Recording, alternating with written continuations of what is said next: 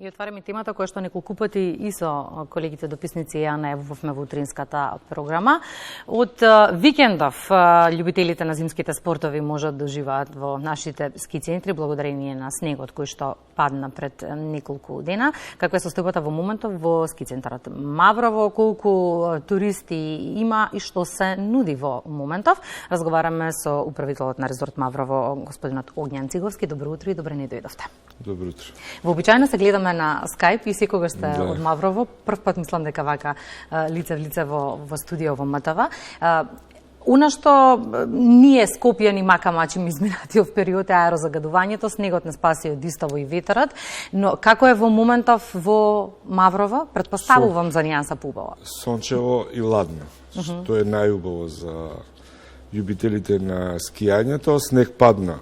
Добро. Сепак не падна доволно, но благодарение на системот за правење снег, двете скијачки стази во Маврово се оспособени за скијање и 7 ски лифта од можните 11.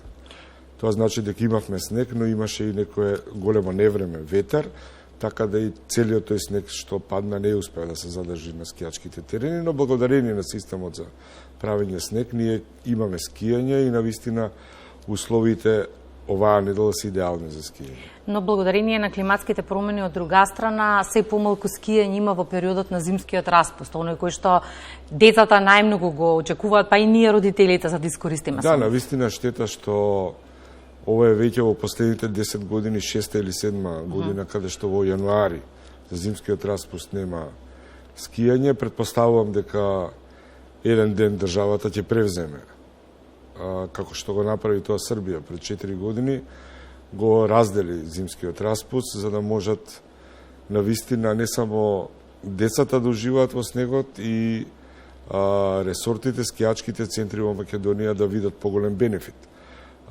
Денеска во Маврово има околу 300 до 400 скијачи, додека во зимскиот распуст го има снег, има од 1000 до 1500, што значи тоа многу би значило за скијачките центри во Македонија, не само за Маврово, збориме за Попова шапка, Крушево, Молика, Пониква.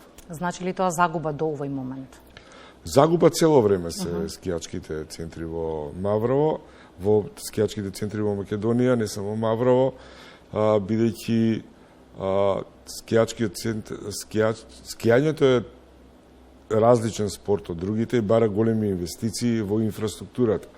Ќе кажам само пример дека една инвестиција во жичара или гондола е од 5 до 10 милиони евра, каде што ние, па и Попова шапка, и Молика, и Крушево, не сме во можност да инвестираме.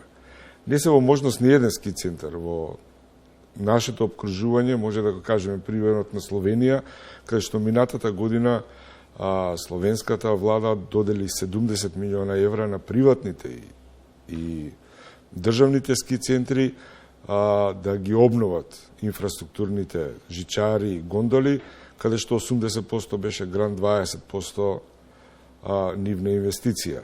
Докажано е дека инвестициите во тој дел се враќаат 10 пати кон државата, се враќаат преку даноци, се враќаат преку зголемување на градбите, комуналиите.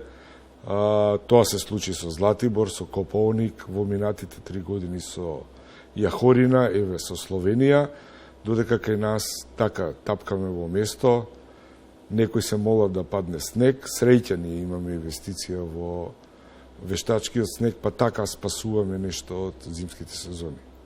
Колку, споменавте 300 до 400 скијачи во моментот во Маврово, сите домашни или и странци има и од каде? Во моментот се сите странци, бидејќи нашиот распуст заврши, така да нашите македонски туристи ќе бидат за време на викендите. Има ли, бидејќи имаме поскапување, живееме економска криза еден извесен период, поскапување имаме во сите сегменти од живењето, поскапија ли ски картите? Не, ски картите остана исти како минатата година, не извршиме поскапување, баш од тие причини дека све е поскапено, ние рековме нема да поскапуваме. Оно што е новост е дека со картите од ски резортот Маврово може да се скија на скијалиштата во Да, регионот. Тоа е договор година. што се направи минатата година за Како функционира за тоа? оваа скијачка сезона, тоа што значи дека нашите годишни карти Добра. може да важат по 3 дена скијање во скијалиштето Србија, Златибор, Стара планина, Коповник, скијалиштето Црна Гора, Жабљак, Колашин, во Босна Јахорина и Бјелашница, во Словенија Крвавец. Исто така и нивните годишни карти може да важат кај нас за бесплатно скијање за 3 дена.